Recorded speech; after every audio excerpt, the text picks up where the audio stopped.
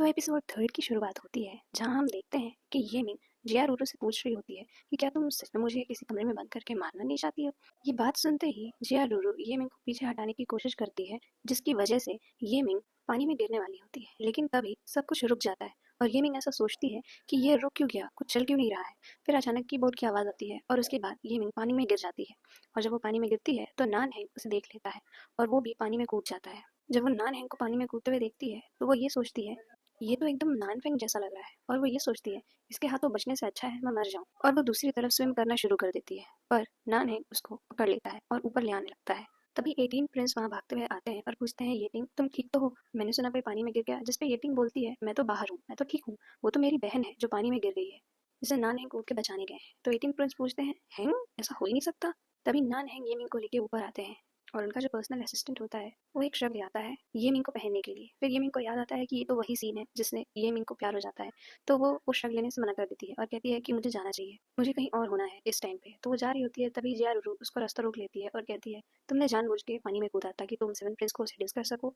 जिसपे ये मिंग बोलती है कि ऐसा कुछ भी नहीं था। जिसपे जियारूरू कहती है कि तू भी तो कह रही थी कि तुमसे जनरल चू भी शादी करना चाहते थे। और जैसे ही वो बोलने वाली होती है कि सेवन प्रिंस भी, तभी ये मिंग उसका मुंह बंद कर देती है।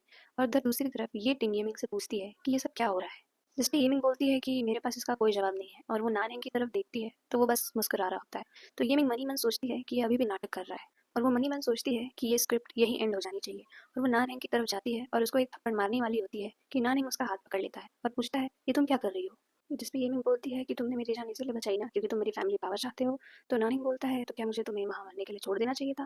जिसपे येमिंग बोलती है, हाँ छोड़ देना चाहिए था। और ये बोल के वो वापस जाने ही वाली होती है कि तभी वापस कीबोर्ड की आवाज़ आती है और दिखाया जाता है कि ये मिंग नानहेंग का हाथ पकड़े हुए पूछ रही है बहुत प्यार से कि क्या आप वही हैं जिसने मेरी जान बचाई। जिसपे नानहेंग थोड़ा शॉक्ड रहता है, पर ये मिंग बोलती है कि मैं ज़्यादा कुछ तो नहीं दे सकती, लेकिन इस काइंडनेस को रिपे करने के लिए मैं आपसे शादी करना चाहूंगी। और ये मिंग नानहेंग का हाथ नहीं छोड़ रही होती है। तो नानहेंग झटके से अपना हाथ हटाता है, तो जैसे ही वो दूर जाने की कोशिश करता है ये मिंग उसको किस करने लगती है। फिर ये मिंग झटके से दूर हटती है तो इस बार वापस से कीबोर्ड की साउंड आती है और नानहेंग वापस जा ही रहा होता है कि वो फिर मुड़ के ये मिंग को आके किस करने लगता है। तो दोनों ये सोच रहे होते हैं कि मैं अपनी बॉडी को कंट्रोल क्यों नहीं कर पा रहा। और ये मिंग ये सोच रही होती है कि ये स्टूपिड राइटर, मैं इसे बहुत ज़्यादा नफरत करती हूँ। फिर कुछ देर बाद उन दोनों की किस जब टूटती है, अचानक से वो दोनों एक दूसरे को देखते हैं और एक दूसरे से दूर चले जाते हैं। और नानहेंग फुगई से बोलते हैं कि इस औरत को यहाँ से दूर ले जाओ। तो इस पे ये मिंग बोलती है कि यहाँ मेरा फायदा उठाया जा रहा है और ये तो नानहेंग की पहली किस है। जिसपे सब बातें करने लगते हैं कि क्या ये इनकी पहली किस है, ये इतने ज़्यादा इनोसेंट थे।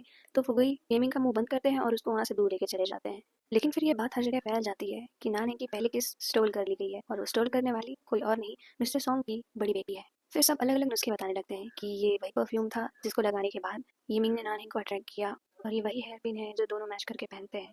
वहीं दूसरी तरफ यीमिंग खुद को समझा रही होती है कि तुम एक एक्ट्रेस हो और तुमने एक किसिंग सीन ही तो की है, वो भी अपने को स्टार के साथ। सब ऐसा करते हैं, ये नॉर्मल है। बस फ़र्क ये है कि जो तुम्हारा को-स्टार है वो कुछ ज़्यादा ही परवर्ट है। फिर वो सोचती है कि मैं ऐसे घटिया ड्रामे की कभी पार्ट नहीं बनी थी। स्क्रिप्ट राइटर, क्या आप मेरे साथ थोड़ा-सा अच्छे हो सकते हैं? फिर वो सोचती है कि स्टोरी के साथ चलने का मतलब ये तो नहीं कि उसके एक्टर्स को ह्यूमिलिएट करना। तभी उसकी दोनों दासियाँ आ जाती हैं और पूछती हैं, क्या आपने सच में नाने का कुछ बहुत ही खास चुरा लिया? जिस पे दूसरी दासी बोलती है कि आपके अंदर क्या आ गया था? तो उस पे ये मिंग बोलती है कि ये सब छोड़ो, ये बताओ कि वहाँ जाने के लिए मुझे किसने बोला था? तो वो दोनों दासियाँ एक दूसरे की तरफ पॉइंट करने लगती हैं। फिर गेमिंग वापस उसी बोर्ड के पास जाती है जहाँ उसने पूरी स्क्रिप्ट लिखी थी। तो उसे ये समझ में आता है कि वो अकेली है जिसको पूरी स्क्रिप्ट के बारे में पता है। और फिर उसे समझ में आता है कि जो कुछ भी हुआ वहाँ पे वो स्क्रिप्ट के अकॉर्डिंग ही हुआ था। वो फोर्सफुली उसका पैलेस में जाना, फिर वहाँ पे पानी में गिरना, फिर उसका नानी के द्वारा बचाया जाना और फिर वो अनकंट्रोलेबल किस, वो सब स्क्रिप्टेड है और उसे बदला नहीं जा सकता। जिस पे येमिंग सोचती है कि मुझे सिर्फ और सिर्फ नानहेंग से नहीं बल्कि पूरी की पूरी स्क्रिप्ट से लड़ना पड़ेगा। फिर हमें दिखाया जाता है नानहेंग के पैलेस में जहाँ वो बैठा होता है और वो भी बोलता है कि मैंने एक ऐलान कर दिया है कि कोई भी अगर बात करेगा इस बारे में जो आज रॉयल गार्डन में हुआ, तो नानहेंग बस खांस देता है। फिर फुगुई बोलता है कि अगर कोई भी कुछ बोलेगा तो फिर नानहेंग खांस देता है। जिसपे फुगुई बोलता है कि आपको कोल्ड हो गया है और उन्हें सूप पीने के लिए देता है। फिर वो नानहेंग से बोलता है कि ये आपकी बहुत ही अच्छी ट्रिक थी कि आपने सबसे पहले मिस सॉन्ग को पानी में गिरवाया और फिर बचाया और फिर उन्हें किस भी किया। तो फिर उसपे नानहेंग बोलता है कि मैं ये सब करना नहीं चाहता था। तो फुगुई पूछता है, तो आपने ये सब किया क्यों? तो जिसपे नानहेंग बोलता है कि ये मिंग ने जरूर कोई इविल स्पेल मेरे ऊपर डाल दिया होगा। जिसपे फुगुई बोलता है कि हाँ, अब मुझे सब समझ में आ गया, वरना आपके जैसा इतना इनोसेंट इंसान ऐसा कैसे कर सकता है। और वो बोलता है कि क्या मैं कुछ टेंपल के मास्टर को बुलाऊं एक्सोर्सिज्म परफॉर्म करने के लिए। फिर फुगुई बोलता है कि ऐसे ही नहीं, मिस्टर चू ने अभी तक शादी नहीं की। तो नानहेंग बोलता है कि जनरल चू इस वजह से शादी नहीं कर रहे थे। तो फुगुई बोलता है कि हाँ, जनरल चू भी हमारी तरह एक अकेला आदमी है। फिर फुगुई बताता है कि ये मिंग 6 साल की थी जब लॉर्ड शानिंग ने उनकी और जनरल चू की शादी फिक्स की थी। और इसको राजा ने भी अप्रूव किया था। और आप उस टाइम कोल्ड पैलेस में थे, इसलिए आपको इन सब के बारे में नहीं पता। लेकिन उसके बाद ऐसा लगा कि ये शादी कैंसिल हो गई है, लेकिन फिर भी जनरल चू ने आज तक कोई शादी नहीं की है। और ऐसा लगता है कि वो अभी भी येमिंग की वेट कर रहे हैं, जिसमें नानहिंग बोलते हैं कि मुझे ये सब नहीं पता था। इसका मतलब जनरल चू उससे ऑब्सेस्ड है। वो बोलते हैं कि जो तुमने ऑर्डर दिया था कि ये बात कहीं ना फैले, उसको हटा दो। मैं चाहता हूँ कि ये बात हर कोने में फैले। तभी एक सोल्जर आके नानहिंग को बताता है कि चांसलर गांव आए हैं। तो नानहिंग उनके पास जाते हैं और बोलते हैं कि आप यहाँ क्यों हैं, आपको तो वॉय रिजन में होना चाहिए था। जिस पे चांसलर गांव बोलते हैं कि राजा ने आदेश दिया है कि सूप किचन 18 प्रिंस संभाले। तो जिसमें नानहिंग बोलता है कि ये कोई सीक्रेट नहीं है, राजा हमेशा ही 18 प्रिंस को फेवर करते हैं। तो उस पे गांव बोलते हैं कि आपको कोई प्लान है। जिसमें नानहिंग बोलते हैं कि मेरे जो सोल्जर्स हैं नेशन के अराउंड, और जो मेरी 20,000 की श्वानजिया आर्मी है, वो शियानियों की आर्मी से कम नहीं है, लेकिन उसके हाथों में वो गाइड बुक है, मेथड ऑफ वेपन फोर्जिंग। अगर वो हमारी आर्मी के पास हो तो हम अपने आप को ज़्यादा अच्छे से बचा सकते हैं और हमारे जीतने के चांसेस भी बहुत ज़्यादा बढ़ जाएंगे। फिर नानी पूछता है कि कोई अच्छी खबर है। जिसपे गाँव बोलते हैं कि जनरल चू अक्सर अपनी फियांसी को लेटर्स भेजते हैं, मुझे ऐसा लगता है कि वो गाइड बुक अभी फियांसी के पास ही होगी। तो नानी पूछता है कि ये मीन, जिसपे गाँव बोलते हैं कि आप उसे जानते हैं। तो नानी सोचता है कि मैंने ऐसा सोचा था कि ये मिंग से शादी कर लूंगा, पर मुझे नहीं पता था कि ये इतने सारे सरप्राइजेस लेके आएगी। और दूसरे ही दिन नानहिंग लाइज हाउस यानी येमिंग के पैलेस में बहुत सारे पैसे, मिठाइयाँ और कपड़े भिजवाता है, जिसे देखकर येमिंग बहुत ही ज़्यादा खुश हो रही होती है। कि तभी फुगुई बताता है कि नानहिंग ने ये आपके लिए तोहफे भेजे हैं और कहा है कि आप उनसे मिल लें। जिसपे येमिंग सैड सा फेस बनाकर बोलती है कि ये सब नानहिंग की तरफ से है, मैं ये सब नहीं ले सकती, और सामान सहित फुगुई को बाहर भिजवा देती है और गेट बंद करवा लेती है। फिर फुगुई वहीं खड़े हुए नानहिंग से आकर बताता है कि येमिंग ने सारे गिफ्ट्स को डिक्लाइन कर दिया है और उससे मिलने का ऑफर भी। जिसपे नानहिंग बोलता है कि वो नखरे दिखा रही है, लेकिन मैं भी वही करूंगा जो मैं चाहता हूँ और वो करने से वो मुझे रोक नहीं सकती। फिर दूसरे दिन ये मिंग एक शॉप पर एक ज्वेलरी देख रही होती है, तभी कोई वहां आता है और वो पूरी ज्वेलरी की शॉप खरीद कर ये मिंग को दे देता है। जब ये मिंग पीछे देखती है तो नानी वहीं बैठा होता है, उसे देखकर ये मिंग फिर भाग जाती है। फिर दूसरे दिन वो शुगर कैंडी की स्टिक खा रही होती है, तो अचानक वहाँ पे सोल्जर्स आते हैं और उसे ढेर सारी शुगर कैंडी की स्टिक दे देते हैं। ये देखकर फिर ये मिंग वहाँ से भाग जाती है। फिर तीसरे दिन जब वो अपने पैलेस के ही अंदर घूम रही होती है तो हर जगह नानी की ही बातें हो रही होती हैं, यहाँ तक कि बर्ड भी 7 प्रिंस का ही नाम ले रही होती है। जिस पे येमिन बोलती है कि गॉड, मुझे मेन लीड का रोल नहीं चाहिए। वहीं दूसरी ओर गेटिंग के बारे में दिखाया जा रहा होता है, जहाँ उसकी माँ बोल रही होती है कि मैंने तुम्हें कहा था ना कि 18 प्रिंस का अटेंशन अपनी तरफ खींचना। जिस पे 18 बोलती है कि मुझे शादी ही नहीं करनी है। जिस पे उसकी माँ बोलती है कि जब सारे बैचलर्स खत्म हो जाएंगे तो तुम्हें जरूर पछतावा होगा। इस पे येटिंग उठती है और अपनी दासी के साथ बाहर चली जाती है। फिर येटिंग की माँ देखती है कि येटिंग ने एक पोयम लिखी है। फिर उसके बाद हमें दिखाया जाता है कि उसकी माँ उसमें कुछ बदलाव कर रही है। फिर हमें लाइज हाउस दिखाया जाता है, जहाँ पे बाहर नानी खड़ा होता है और अंदर से येमिंग की दासी बाहर आती है और बोलती है कि येमिंग अभी बीमार है। जिसमें फुगुई बोलता है कि ये हमारा 10th विजिट है, जिसमें से 7 में येमिंग बीमार ही है, पर रॉयल गार्डन में तो वो इतनी बीमार लग नहीं रही थी। जिसपे वो दासी बोलती है कि उन्हें आज कोल्ड हो गया। जिसपे नान एक बक्सा खुलवा के दिखाता है और बोलता है चाहे वो कोल्ड हो, डायरिया हो या कोई बहुत ही खतरनाक बीमारी हो, इसमें सारी चीज़ों के लिए दवा है। फिर वहीं फुगुई बोलता है कि उस दिन के बाद से वो बात पूरी जगह फैल गई है, तो ऐसे ना मिलकर क्या येमिंग ये दिखाना चाहती है कि अब ये उसकी जिम्मेदारी नहीं है। फिर उसकी दासी ये सारी चीज़ येमिंग को बताती है, तो येमिंग बोलती है कि क्या उसने ऐसा कहा। उसके बाद उसकी दासी ये भी बोलती है कि नानिंग ने बोला है कि आज वो येमिंग से ज़रूर मिलेगा, तो ये रेजिस्टेंस ना दिखाए और उससे मिल ले। फिर येमिंग सोचती है कि ये तो सीधा सीधा ब्लैकमेल है। फिर वो अचानक से सोचती है कि लेकिन ऐसा प्लॉट तो स्क्रिप्ट में कहीं था ही नहीं कि नानिंग मुझसे पैशनेटली मिलना चाहता हो। तभी उसकी एक दासी आकर बोलती है कि नानिंग और उसके आदमी अंदर घुसाए हैं। जिस पे येमिंग बोलती है कि तुम दोनों मेरे लिए कवर करो और मैं यहाँ से भागती हूँ। तभी एक और दास अंदर आता है और वो कहता है कि मास्टर और नानहेंग दोनों आपसे मिलना चाहते हैं। फिर हमें दिखाया जाता है कि ये मिंग के पिता और नानहेंग आपस में बात कर रहे होते हैं और चाय पी रहे होते हैं, जहाँ ये मिंग के पिता बोलते हैं कि मेरी बेटी तो एक आम सी लड़की है, उसे कुछ भी नहीं आता है, और आप इतने अच्छे इंसान हैं, आपका और उसका कोई भी मेल नहीं है। जिसपे नानहेंग बोलते हैं कि मैं इस बात से सहमत नहीं हूँ, मैं ये मिंग के नेचुरल बिहेवियर से ही उसको पसंद करता हूँ। फिर ये मिंग के पिता बोलते हैं कि आपके और उसके में ज़मीन आसमान का अंतर है और आप तो अभी आगे और भी ज़्यादा अचीवमेंट करेंगे, पर हमारी फैमिली में मैं तो अब यंग नहीं रहा, तो मैं आपकी मदद भी नहीं कर सकता हूँ। जिस पे नानिंग बोलता है कि मैं और मिस सोंग प्यार करते हैं, तो आप हमारी मदद करने के बारे में क्यों सोच रहे हैं, और जब तक आप मेरी केयर के अंदर मिस सोंग को भेजने के लिए तैयार हैं, तो आपके मरने के बाद मैं सोंग परिवार की पूरी जिम्मेदारी निभाऊंगा। तभी वहाँ ये मिंग भी आ जाती है। तो नानी मुझसे पूछता है कि तुम्हारा कोल्ड ठीक हो गया। जिस पे ये मिंग थोड़ा सा खांस कर बोलती है कि कोल्ड तो ठीक हो गया, लेकिन थोड़ी सी खांसी है। और मन ही मन सोचती है कि मेरे पिता और नान हेंग के रिश्ते तो कभी अच्छे नहीं थे, तो उन्होंने इन्हें आज यहाँ क्यों बुलाया है।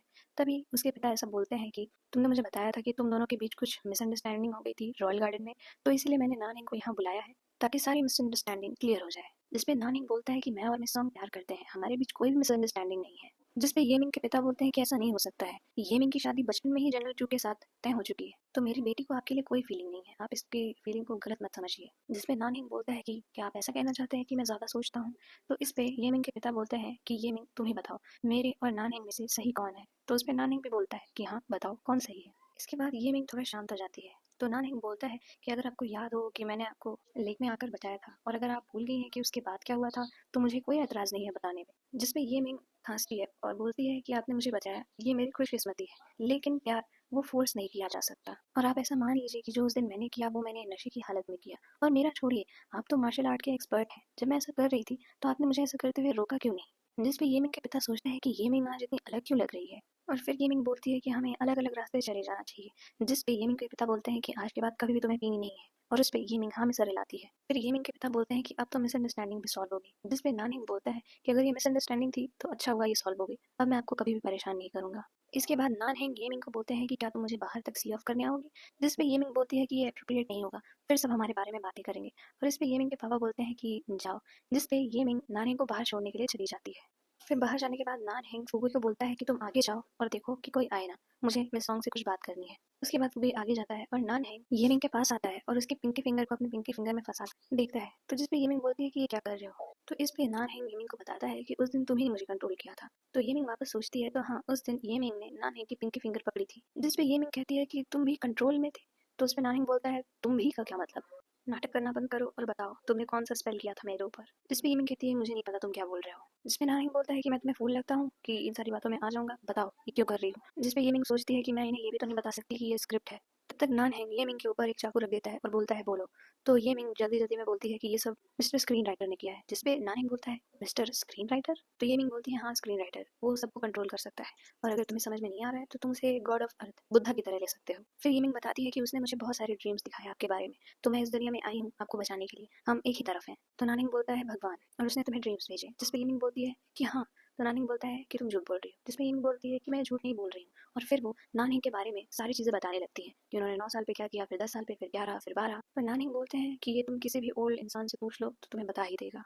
फिर येमिंग बोलती है कि ठीक है, तुम्हें ये सब नहीं मानना तो ये बताओ कि जनरल चू और तुम्हारे बीच में क्या था, मैं वो सब जानती हूँ। फिर वो बताती है कि तुम और जनरल चू बहुत ही अच्छे दोस्त थे, लेकिन रानी के मरने के बाद तुम दोनों दुश्मन बन गए, मैं सब जानती हूँ। और वो बताती है कि यही नहीं, मैं सब जानती हूँ कि आपके इतना करने के बाद भी सब आपको गॉड ऑफ डेथ की तरह ही देखते हैं। और वही नहीं, यहाँ तक कि राजा भी आपको नहीं बल्कि 18 प्रिंस को ज़्यादा मानते हैं, और इसी वजह से आपको रिवोल्ट करना था और आपको वो सब चाहिए था जो आपका होना चाहिए था। इसके बाद नानिंग बोलता है कि मैंने तुम्हें सच में अंडर एस्टिमेट किया। जिस पे ये में खुशी हो रही होती है कि तभी नानिंग बोलता है कि ये सब तुम्हें किसने बताया, जनरल चू ने या फिर सोंगयूर ने। तो इस पे येमिंग बोलती है कि तुम्हें अभी भी इन सारी चीज़ों पे भरोसा नहीं है। और येमिंग बोल ही रही होती है कि तुम्हें क्या चाहिए, तभी उसको याद आता है कि एक सीन में नानहेंग येमिंग के पिता को मार रहे होते हैं और बता रहे होते हैं कि येमिंग और जनरल चू के बीच जो भी लेटर्स एक्सचेंज हुए हैं वो अभी दो। तो येमिंग के पिता पूछते हैं कि तुम्हें चाहिए क्या, तो वो बोलता है मेथड ऑफ वेपन फॉर्जिंग।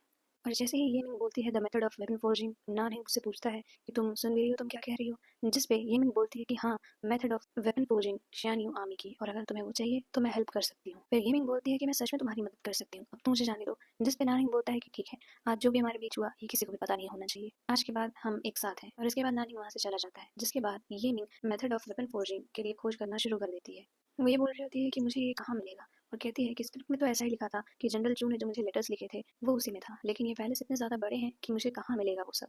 फिर गेमिंग एक एक करके जनरल चू के दिए हुए सारे लेटर्स खोल खोल के देखती है।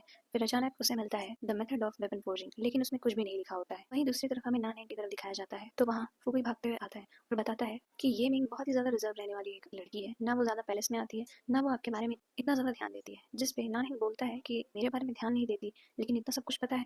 उस पे फुगुई बोलता है कि आज जो ये मिंग ने बोला वो सच ही होगा। जिस पे नानहेंग बोलता है कि मैं सुपर नेचुरल चीज़ों में विश्वास नहीं करता, और वो जिसके लिए भी लॉयल है उसका मुंह बंद ही होना चाहिए। और यहीं पे ये एपिसोड खत्म हो जाता है।